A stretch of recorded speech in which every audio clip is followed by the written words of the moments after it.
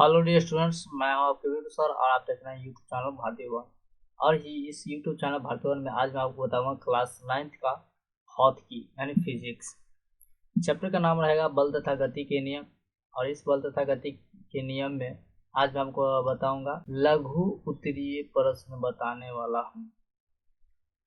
इस वीडियो को शुरू से लेकर लास्ट तक देखें और अच्छी तरीके से क्वेश्चन को समझें और बनाएं। तो चलिए स्टार्ट करते हैं, जिसमें कि पहला क्वेश्चन है बल की परिभाषा दें, इसका SI मात्रक क्या है। इसका उत्तर हो जाएगा बल उस बाह्य अभिक्रिया को कहते हैं जो वस्तु की विराम अवस्था या एक समान गति की अवस्था में परिवर्तन कर दे या परिवर्तन करने का प्रयत्न करे। बल एक सदिश राशि है, इसका SI मात्रक न्यूटन यानी N होता है। दूसरा क्वेश्चन है नीचे दिए गए उदाहरण में गेंद का वेग कितनी बार बदलता है।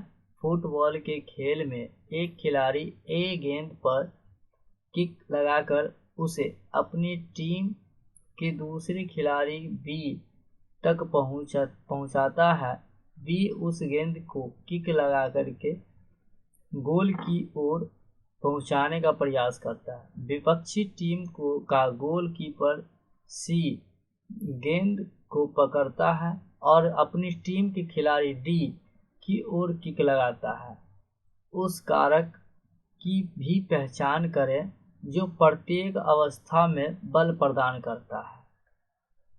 तो इसका उत्तर होगा गेंद का वेग 3 बार बदलता है। पहला, जब ए किक लगाता है बी की ओर। दूसरा, जब बी किक लगाता है गोलकीपर की ओर। तीसरा, जब उसे सी पकड़कर डी की ओर किक लगाता है। उसी प्रकार गेंद पर 3 बार बल लगता है। तीसरा क्वेश्चन है संतुलित और असंतुलित बलों की परिभाषा दें। इसका उत्तर होगा किसी वस्तु पर एक साथ कार्य कर रहे बलों का परिणामी यदि शून्य हो तो वे बल संतुलित कहे जाते हैं। दूसरी ओर यदि किसी वस्तु पर लगे अनेक बलों का परिणामी बल शून्य न हो तो बल उसकी विराम अवस्था में या एक समान गति की अवस्था में परिवर्तित कर देते हैं। ऐसे बलों को असंतुलित बल कहते हैं। चौथा क्वेश्चन है जड़त्व का नियम क्या है, इसे किस वैज्ञानिक ने प्रतिपादित किया था। तो इसका उत्तर होगा यह सामान्य अनुभव है कि यदि कोई पिंड विराम अवस्था में है तो वह विराम अवस्था में बना रहता है। यदि यह भी कल्पना करना कठिन नहीं है कि घर्षण मुक्त ताल पर एक पिंड एक ही वेग से हमेशा चलता रहेगा। इस तरह किसी पिंड के वेग में परिवर्तन अर्थात त्वरण के लिए बाहर से बल लगाना आवश्यक है। जिस गुण के कारण कोई पिंड अपने विराम की अवस्था अथवा एक सरल रेखा में आचार वेग के साथ गति अवस्था को बनाए रखना चाहता है उसे जड़त्व कहते हैं। जड़त्व के नियम का प्रतिपादन गैलीलियो ने किया था, इसलिए इसको जड़त्व का नियम कहा जाता है। 5 नंबर क्वेश्चन है बलों के द्वारा उत्पन्न हो सकने वाले प्रभावों का उल्लेख करें। इसका उत्तर होगा किसी कण पर लगे 2 या 2 से अधिक बलों का परिणामी बल वह एकल बल है जिसका उस कण पर प्रभाव दिए हुए बलों के सम्मिलित प्रभाव के समान है। किसी दूसरे पर एक साथ कार्य कर रहे बलों का परिणामी यदि शून्य हो तो वे बल संतुलित कहे जाते हैं। संतुलित बलों के अधीन कोई वस्तु इस तरह बर्ताव करती है मानो उस पर कोई बल कार्य नहीं कर रहा है, अर्थात त्वरण शून्य होता है। उसी वस्तु पर लगाने वाला 2 बल संतुलन में है तो दोनों बल एक दूसरे के विपरीत दिशा में होंगे और दूसरा परिणाम में बराबर होंगे। 6 नंबर क्वेश्चन है, न्यूटन के प्रथम नियम को लिखें और उसकी व्याख्या करें। इसका उत्तर होगा, प्रत्येक वस्तु अपनी विराम की अवस्था अथवा सरल रेखा में एक समान गति की अवस्था बनाए रखती है जब तक कि उस वस्तु पर कोई बाहरी असंतुलित बल कार्य न करे। इनमें दो कथन निहित है। पहला, कोई वस्तु विराम अवस्था में तब तक रहती है जब तक कि बाह्य बल नहीं लगाया जाता। वहीं दूसरा, एक सरल रेखा पर एक समान वेग से गतिशील वस्तु उसी वेग से चलती रहती है जब तक कि उस पर कोई बाह्य बल नहीं लगाया जाता। 7 नंबर क्वेश्चन है, जड़त्व क्या है? यह कितने प्रकार का होता है? व्याख्या करें। इसका उत्तर होगा, यह सामान्य अनुभव है कि यदि कोई पिंड विराम अवस्था में है तो वह विराम अवस्था में बना रहता है। यह भी कल्पना करना कठिन नहीं है कि घर्षण मुक्त ताल पर एक पिंड एक ही वेग से हमेशा चलता रहेगा। इस तरह किसी पिंड के वेग में परिवर्तन अर्थात त्वरण के लिए बाहर से बल लगाना आवश्यक है, जिस गुण के कारण पिंड अपने विराम की अवस्था अथवा एक सरल रेखा में आचार करे वेग के साथ गति की अवस्था को बनाए रखना चाहता है, उसे जड़त्व कहते हैं। जड़त्व दो प्रकार के होते हैं। ए, विराम का जड़त्व। इस जड़त्व के कारण वस्तु की विराम अवस्था में ही रहने की प्रवृत्ति होती है। बी, गति का जड़त्व। इस जड़त्व के कारण वस्तु एक सरल रेखा में एक समान गति की अवस्था में अपनी गति की अवस्था को बनाए रखने की प्रवृत्ति होती है। 8 नंबर क्वेश्चन है, जड़त्व और द्रव्यमान के संबंध को स्पष्ट करें। इसका उत्तर होगा, किसी वस्तु का द्रव्यमान उसके जड़त्व की माप होती है। जिस वस्तु का जड़त्व अधिक होती है, यदि हम एक ही आकार की फुटबॉल तथा पत्थर को ठोकर मारे तो फुटबॉल काफी दूर जाएगी, परंतु उसी आकार में पत्थर अपनी जगह हिलेगा भी नहीं और हमारे पाँव में भी चोट लग सकती है। इससे यह स्पष्ट होता है कि फुटबॉल की अपेक्षा पत्थर में अपनी गति में परिवर्तन को रोकने की क्षमता अधिक होती है। 9 नंबर क्वेश्चन है, क्या शून्य बाह्य असंतुलित बल का अनुभव करती है? वस्तु अशून्य वेग से गति कर सकती है? यदि हाँ तो वस्तु के वेग के परिणाम एवं दिशा पर लगने वाली शर्तें का उल्लेख करें। यदि नहीं तो कारण स्पष्ट करें। इसका उत्तर होगा, हाँ, शून्य बाह्य असंतुलित बल अर्थात F बराबर 0 अनुभव करती है। वस्तु न्यूटन के प्रथम गति नियम से सरल रेखा पर एक समान गति की अवस्था में होगी, अर्थात उसके वेग का परिणाम और दिशा दोनों नियत होंगे। 10 नंबर क्वेश्चन है, हम एक लकड़ी के बक्से को 200 N का बल लगाकर उसे नियत वेग से फर्श पर धकेलते हैं। बक्से पर लगने वाले घर्षण बल क्या होगा? इसका उत्तर होगा, चूंकि बक्सा नियत वेग से चल रहा है इसलिए उस पर परिणामी बल शून्य है, अर्थात हमारे द्वारा लगाए गए बल को घर्षण बल संतुलित कर रहा है। बक्से पर लगने वाला घर्षण बल 200 N का होगा। 11 नंबर, किसी बस के अकस्मात चल पड़ने पर यात्री पीछे की ओर झुक जाता है, ऐसा क्यों? इसका उत्तर होगा, जब गाड़ी या बस अचानक चल पड़ती है तब उसमें सवार यात्री का निचला भाग गाड़ी या बस के साथ गतिमान हो जाता है, जबकि विराम के जड़त्व के कारण यात्री के शरीर का ऊपरी भाग विराम में रहता है। इसलिए गाड़ी या बस के अचानक चलने पड़ने पर यात्री पीछे की ओर गिर जाते हैं। 12 नंबर क्वेश्चन है, चलती हुई बस में खड़ा व्यक्ति ब्रेक के एकाएक लगाए जाने पर आगे की ओर क्यों झुक जाता है?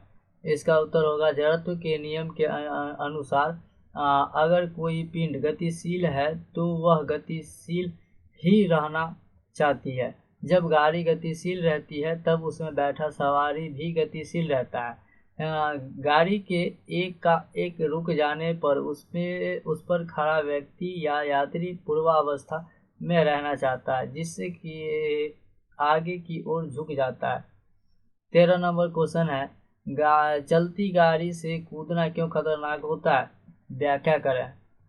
इसका उत्तर होगा, ऐसा जड़त्व के कारण होता है। चलती गाड़ी में सवार व्यक्ति गाड़ी के साथ ही गति की अवस्था में रहता है, परंतु जब वह व्यक्ति गाड़ी से उतरता है तो उसके पैर विराम में आ जाते हैं, जबकि उसके शरीर का ऊपरी भाग गति के जड़त्व के कारण गति की अवस्था में रहता है।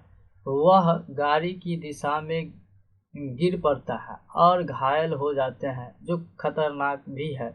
गिरने से बचने के लिए उसे गाड़ी की गति की दिशा में कुछ दूर तक दौड़ना चाहिए। 14 नंबर है, फिसलन वाली जमीन पर फिसलना कठिन होता है। व्याख्या करें। इसका उत्तर होगा, जब हम जमीन पर चलते हैं तो पैर और जमीन के बीच घर्षण के कारण हम जमीन पर तिरछा क्रिया बल लगा पाते हैं। जब हमें आगे बढ़ना होता है तो हम जमीन पर पीछे की ओर बल लगाते हैं। फिसलन वाली जमीन पर चलने में कोई कठिनाई होती है, क्योंकि तब घर्षण कम हो जाता है, जिससे गिरने की संभावना अधिक होती है।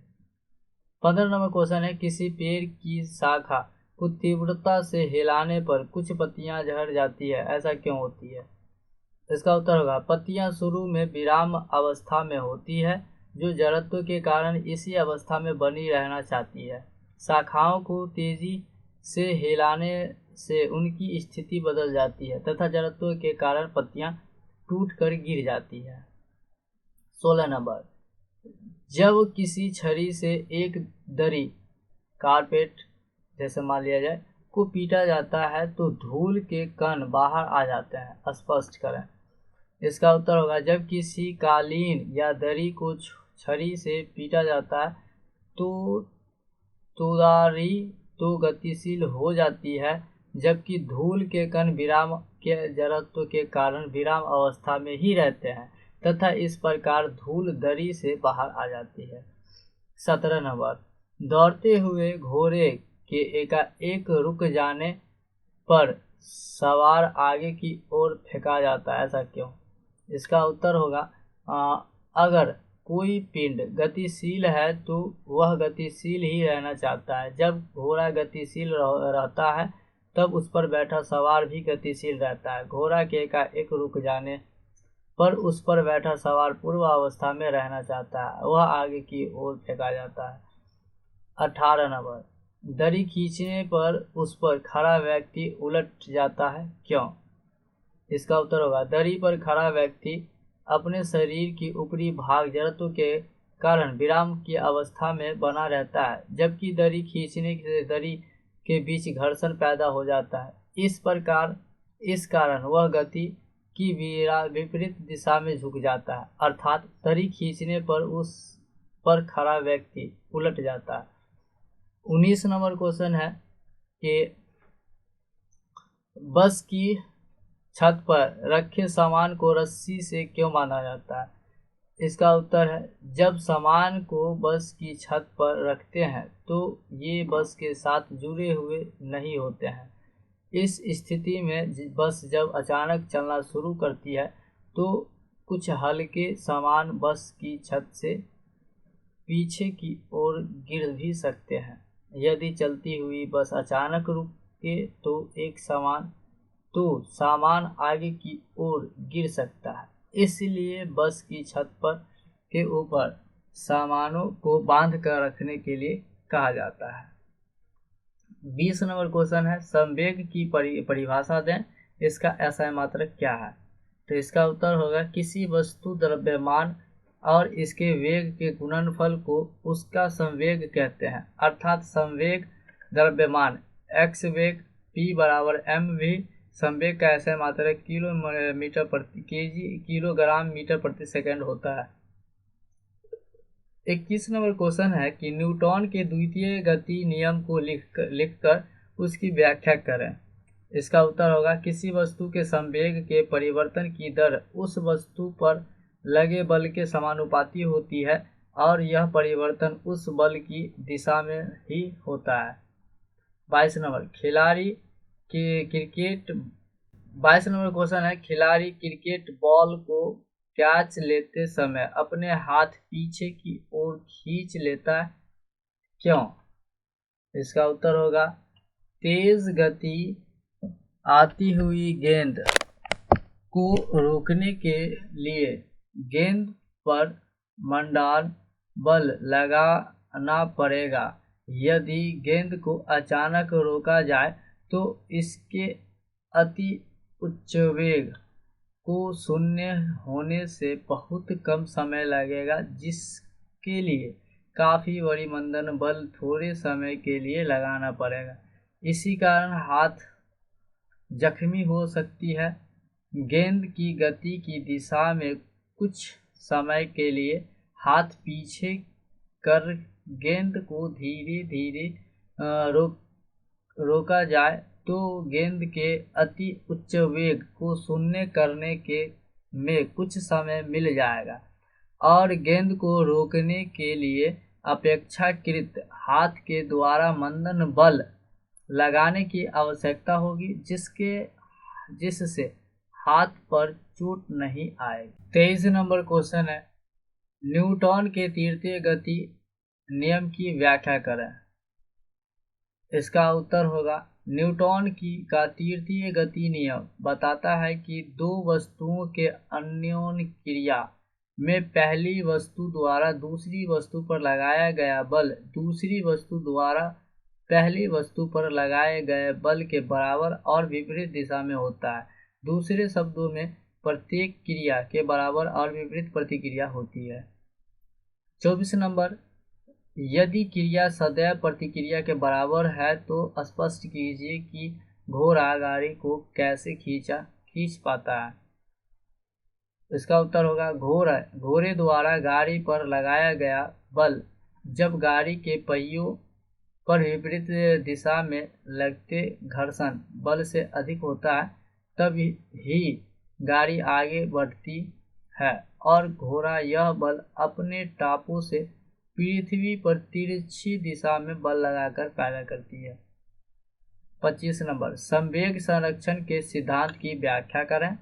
इसका उत्तर होगा न्यूटन के द्वितीय गति नियम से स्पष्ट है कि यदि वस्तु पर कोई बल आरोपित न हो तो उसके संवेग में कोई परिवर्तन नहीं होगा, अर्थात संवेग नियत बना रहेगा।